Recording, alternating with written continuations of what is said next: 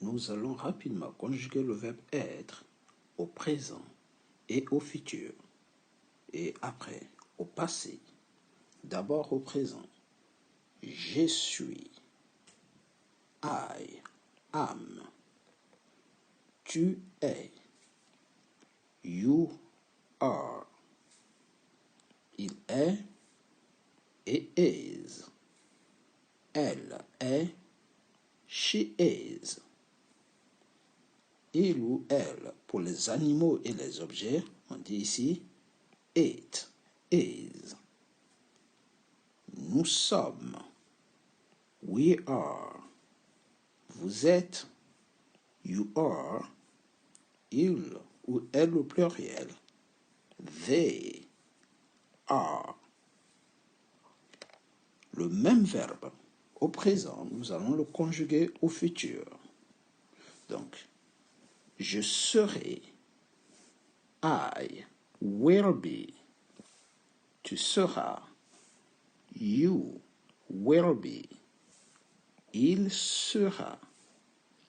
He will be. Elle sera. She will be. Il ou elle, pour les animaux et les objets, sera. It will be. Nous serons. We will be. Vous serez. You will be. Il ou elle au pluriel seront. They will be. Donc, vous voyez la conjugaison au futur.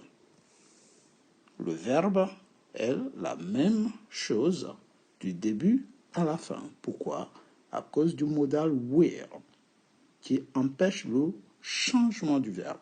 Puisque will, c'est un modal qui permet de mettre les verbes au futur. S'il ne change pas, le be non plus ne change pas. Vous voyez? Par contre, une petite remarque, la première personne, là où nous avons mis will, on peut aussi dire shall. I shall be. Et avec we ici, en anglais, les premières personnes, on peut utiliser shall comme will, mais uniquement les premières personnes. Donc, on peut dire ici, I shall be. Ouais, je serai. Et we shall be. Mais c'est les deux seulement qui utilisent shall. Tout le reste, on peut mettre will. Quelques phrases. On revient au présent. Je suis en retard. Je suis en retard. Je suis, c'est I am. Donc, I am late. Tu es riche. You are rich. Elle est sous-estimée. She is underrated. Nous sommes prêts. We are ready. We are ready. Vous êtes fort. You are strong. Il ou elle sont tristes. They are sad. Au pluriel, ça va donner je serai en retard. Pas au pluriel, au futur. Je serai en retard, pardon. I will be late. Tomorrow, I will be late. Demain, je serai en retard. Tu seras riche. Tomorrow, you will be rich. You will be rich. Elle sera sous-estimée. She will be underrated. She will be underrated ici. Nous serons prêts. We will be ready. Vous serez fort. You will be strong.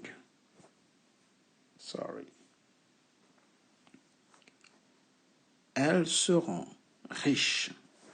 They will be rich. Donc, il ou elle, ça donne they, bien sûr. Alright. Donc, ça, c'était la conjugaison au présent de to be. Alright. Et au futur. Donc, au futur, c'est très facile. C'est will be, will be, will be, will be. Alright. Donc, au futur, en français, c'est plus difficile. Alright. Plus difficile, le verbe être au futur en français. Cependant, en anglais, il est très facile parce qu'il faut juste retenir les will be et vous reprenez le pronom personnel et c'est tout. Après, vous rajoutez des adjectifs devant pour faire des phrases. Par exemple, je suis en retard. I am late. Ou bien du genre, tu es riche. You are rich. Ici, nous allons voir la forme interrogative, c'est-à-dire apprendre à poser des questions. Donc, nous allons prendre tout simplement, nous allons inverser. Ça, c'est la forme affirmative. Je suis, tu es, il est. I am, you are, he is, et ainsi de suite. Maintenant, si je vais faire la forme interrogative, je prends tout simplement le verbe, ici, l'auxiliaire to be, je le remplace, on change de place, je le mets à la place du sujet et le sujet vient à la place du verbe, de l'auxiliaire. On inverse, vous voyez, et on met point d'interrogation à la fin. Au lieu de dire je suis, vous allez dire suis-je. Tu es, ça va donner es-tu. Il est-il. Donc nous allons procéder exactement de la même façon en anglais. Le verbe qui est ici, vous voyez, I am, you are, he is, she is, it is, we are. Tous ces verbes qui sont ici vont venir à la place du sujet et le sujet va venir à la place du verbe. Et là, on a inversé et on vient de transformer tout simplement notre conjugaison à la forme interrogative. Donc, dorénavant, au lieu de dire je suis ici, on va dire suis-je. Suis-je en retard? Suis-je bien dans la bonne classe? Suis-je bien à l'heure? En anglais, am I on time? Am I on the right place? Suis-je à la bonne place? Alright. Tu es, ça va donner es-tu. Es-tu riche? Ça va donner are you rich? Are you rich? Est-il le président? Is he the president? Donc ça donne is he. Est-elle? Is she? Et chaque fois on met des points d'interrogation à la fin puisque c'est des questions. Donc nous sommes dans la forme interrogative. Interrogative. Interrogative. On pose des questions. Interrogative. D'accord? Bien. Donc, ici, on continue. Sommes-nous vos amis? Are we your friend? Donc, are we? Sommes-nous? Êtes-vous? Are you? Êtes-vous Monsieur Paul? Are you Mr. Paul? Ils sont, ça va donner sont-ils ou bien sont-elles? Are they present? Sont-ils présents ou sont-elles présents? Are they? Sont-ils? Au futur, on fait exactement la même chose. Donc, on va prendre tout simplement. Donc, je disais, au futur, on va faire la même chose. Donc, le verbe, il est ici. Je serai, tu seras, il sera, nous serons, vous serez, ils seront, vous serez, il ou elle au pluriel seront. Je prends, je mets à la place du sujet. Je prends le sujet, je le mets à la place du verbe. Donc, je déplace le verbe, le sujet ici à la place du verbe. Vous voyez? Donc, serai-je? Seras-tu? Vous voyez? Seras-tu? Sera-t-il? Sera-t-elle? Sera... Et ainsi de suite. Donc, il faut juste rajouter des T pour faire sera-t-elle? Sera-t-elle? Serons-nous? Là, par contre, on met rien. Serez-vous? Seront-ils? Seront-elles? Donc, ici, serai-je? On fait la même chose. Donc, on fait la même chose ici en anglais. Le futur, il est là. I will be, you will be. À la seule différence que, comme ici, on a deux verbes, will, be, on a deux mots, on va tout simplement prendre le sujet ici, qu'on va glisser au milieu. On sépare les deux. Donc, ça va donner ici, on met au milieu pour faire nos questions. Donc, ça va donner will I be? Will I be? Will you be there? Seras-tu là-bas? Will he be there? Sera-t-il là-bas? Et ainsi de suite. Will she? Will it? Will we? Will you? And will they? Will they go on holiday? Iront-ils en vacances? Will they be there? Seront-ils là-bas? Vous voyez? Donc, pour transformer le futur ici, qui est ici, comme en anglais, au futur, on met tout simplement le sujet qui est ici, I, you, he, she, it, au milieu, entre le modal et le verbe. Et on a notre futur. Maintenant, nous passons à la conjugaison au passé. Au passé, voire l'imparfait. En anglais, lorsque vous conjuguez, par exemple, le verbe être, yeah, par exemple, yeah, yesterday. Ok. Vous allez dire j'étais. I was. Tu étais. You were. Il était. He was. Elle était. She was.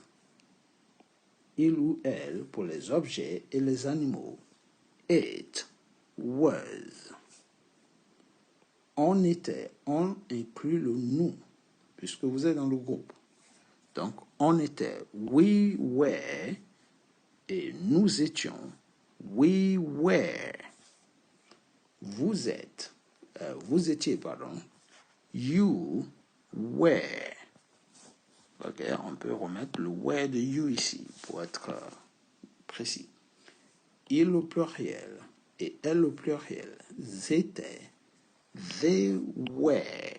Donc ici, le verbe to be, on a soit was et were au passé. Were, c'est le pluriel. Was, c'est tout ce qui est singulier.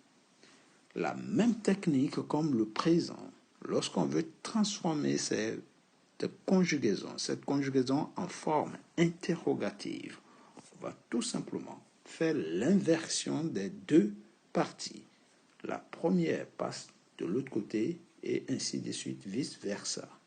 Donc, la forme interrogative, on a ici en français, j'étais, tu étais, il était, nous étions, vous étiez, il était, tout simplement.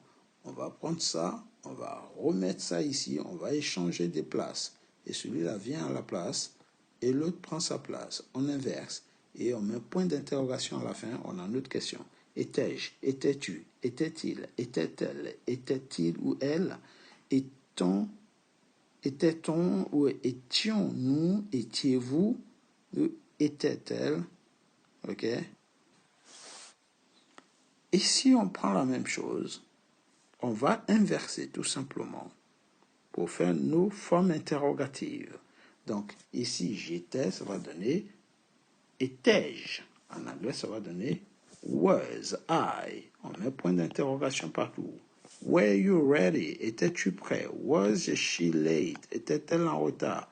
Was it my fault? Est-ce que c'était ma faute?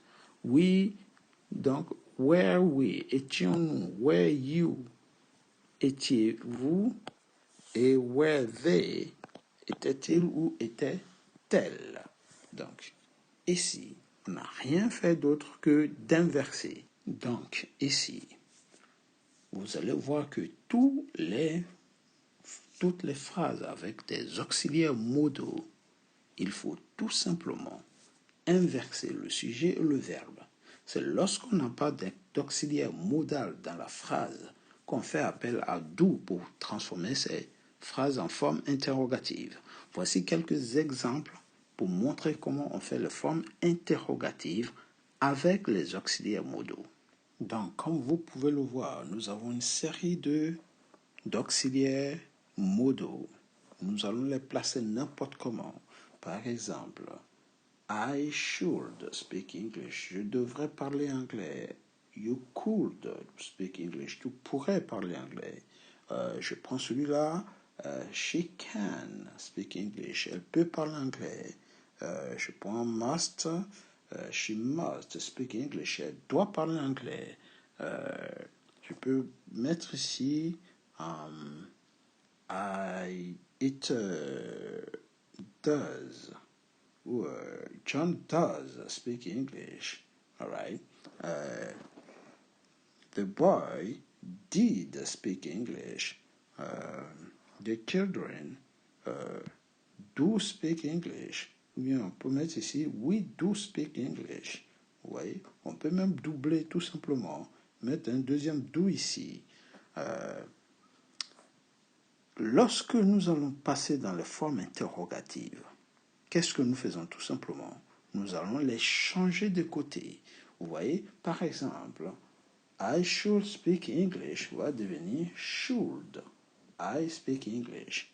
You could speak English va devenir could. You speak English. Je les change de côté et je n'oublie pas de mettre après des points d'interrogation à la fin. Donc ici, can she, must she, do we. On peut ici utiliser le does deux fois. Does s'utilise avec it. Does it? Does John? Do we speak English? On peut mettre do plusieurs fois si vous voulez. On met do ici. On met notre do ici. Et did the boy speak English? Do the children speak English? Donc, la seule différence, c'est que lorsqu'on va utiliser le did qui est ici, il faudra tout simplement parler au passé, ici. Et pour finir, couronner le tout, on met des points d'interrogation à la fin. Donc, lorsqu'on a des pronoms interrogatifs, ou on a des auxiliaires, ou on a des modaux, on ne se fatigue pas. Lorsque le modal ici, on le change de côté et tout simplement, ça devient une question. Donc, faire la forme interrogative avec les auxiliaires modaux est encore plus facile que avec les opérateurs. Pourquoi est-ce qu'on fait ça? C'est simple. Parce que l'anglais ne se fatigue pas. On inverse les auxiliaires et les sujets. Imaginons, il n'y a pas d'auxiliaire. S'il n'y a pas celui-là, s'il n'y a pas cela, s'il n'y a pas cela, je fais appel à ces deux-là, do et does. Le do et does apparaît lorsque dans la phrase initiale, il n'y a pas ces auxiliaires. Si jamais je vois ces auxiliaires, je ne fais jamais appel à do ou does. Par exemple, je prends le sujet ici. Il n'y a pas de do. Si je le colle, il n'y a plus la place pour mettre les auxiliaires. Il n'y a pas d'auxiliaire. Donc, ça donne I speak English. You speak English. She speak English. Donc là, ça va donner she speaks English. Ici, it speaks English. We speak English. You speak English. They speak English. Il y a John, qui est ici, qui vient ici, speaks English. John speaks English. Here, John speaks English. The boy speaks English. Là, c'est troisième personne du singulier. Ça peut être he ou she ici. Donc, ici, comme vous pouvez voir, on n'a pas mis les auxiliaires modaux qui sont ici. Tous ces auxiliaires modaux, on les voit nulle part. On ne voit pas tout ça. Donc, comme on ne les voit pas, je ne peux plus les faire apparaître ici pour poser mes questions. Donc, si dans une phrase, vous ne voyez pas d'auxiliaire modal, ou si vous ne voyez pas de modal, vous faites appel à deux opérateurs ici. Vous faites appel à deux opérateurs, do et does. Voilà. Ces deux opérateurs sont très importants. S'il n'y a pas, à la limite, on peut aussi faire appel à did. S'il n'y a pas d'auxiliaire modal. Donc, qu'est-ce que je vois ici? I speak English. on ne voit ni can, ni must, ni would. On ne voit pas les mots d'eux qui sont rouges ici. On ne voit pas non plus le have et le to be. Donc, pour transformer cette phrase en interrogation, puisque je ne vois pas ceux qui sont sous mes yeux, je vais faire appel à do qui est ici pour poser ma question. Donc, je mets le do ici et ça devient do I speak English? Do you speak English? Là, j'ai she, donc c'est singulier, donc ça va donner does she speak English? Ou does he speak English? Lorsque je vois d'autres ici, we, you, they, tout simplement, je vais utiliser do we speak English, do you speak English et do they speak English. Ici, le does, il va avec le it aussi, puisque c'est un singulier. Does she speak English? Vous voyez, donc le do et le does, à la limite, je peux mettre aussi did. Did John speak English? Donc, je peux mettre did partout si jamais la phrase est au passé. Alright? Speak English. L'avantage avec le did, c'est qu'il est valable autant pour le singulier que pour le pluriel. Ce qui n'est pas le cas avec le do ici, qui devient does lorsque c'est singulier et redevient do lorsque c'est pluriel. D'accord? Par contre, si vous avez des auxiliaires modaux dans la phrase, ne faites pas appel à do ni à does. Une chose importante qu'il faut souligner aussi, c'est qu'une fois que vous faites appel à do et à does, vous devez retirer les s qui suivent ici. Parce que, tout simplement, ces s sont déjà utilisés ici dans le does. Alright? Les did soulignent le passé. Lorsqu'on utilise did, c'est que nous sommes dans le passé. Donc, on n'a pas besoin de S, puisque normalement, c'est un prétérit. Là, ça devrait donner John spoke. Donc, did John speak? Et automatiquement, la phrase redevient présent, parce qu'avec did, le verbe reste au présent. Ok, j'espère avoir été clair. N'oubliez surtout pas de mettre dans les commentaires toute explication que vous n'avez pas compris. C'était tout pour aujourd'hui. Abonnez-vous, likez, partagez et surtout, abonnez-vous.